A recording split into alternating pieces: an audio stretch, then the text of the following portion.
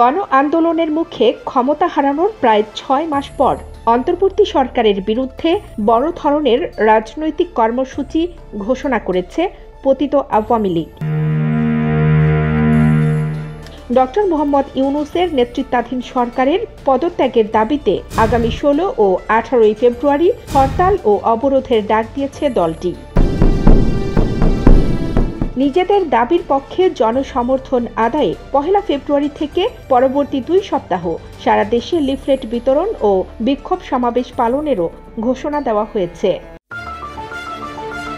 এমন এক সময় আওয়ামী লীগ এই কর্মসূচি ঘোষণা করেছে যখন দলের শীর্ষ থেকে তৃণমূল পর্যায়ের অধিকাংশ নেতারা হয় কারাগারে, না হয় পলাতক।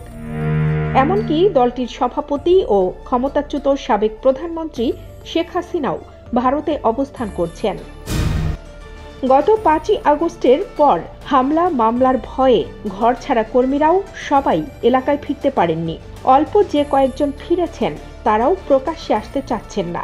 এই অবস্থায় দলটি কিভাবে হরতাল অবরোধের মতো রাজপথের কর্মসূচি পালন করবে এবং সেক্ষেত্রে তারা কতটুকু সফল হবে সেটি নিয়ে প্রশ্ন দেখা দিয়েছে।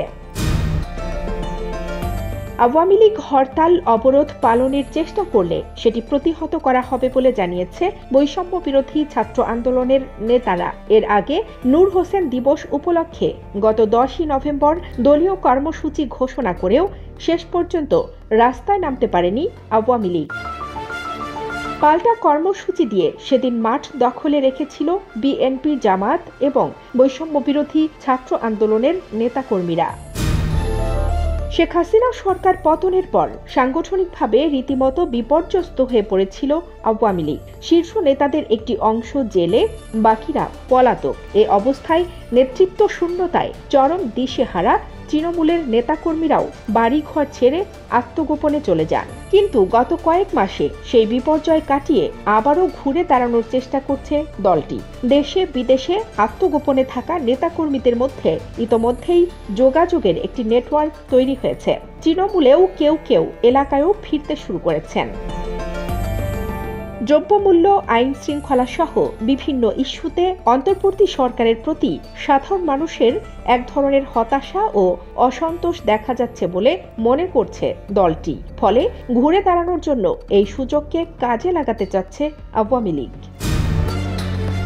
সরকারের পক্ষ থেকেও জানানো হয়েছে দল হিসেবে নিজেদের কৃতকর্মের জন্য ক্ষমা না চাওয়া এবং শেখ হাসিনা সহ হত্যা মামলায় অভিযুক্ত নেতাদের বিচার না হওয়া পর্যন্ত আওয়ামী লীগকে রাজপথের রাজনীতিতে সক্রিয় হতে দেওয়া হবে না। প্রধান উপদেষ্টার প্রেস সচিব শফিকুল আলম বলেছেন, বিশ্বের কোনো দেশই খুনি ও দুর্নীতিবাজদের পুনরায় ক্ষমতায় ফিরে আসার সুযোগ দেয় না।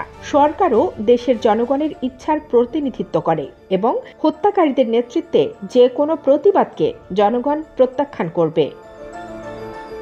কানিজ ফাতেমা, নিপা, খবর সংযোগ।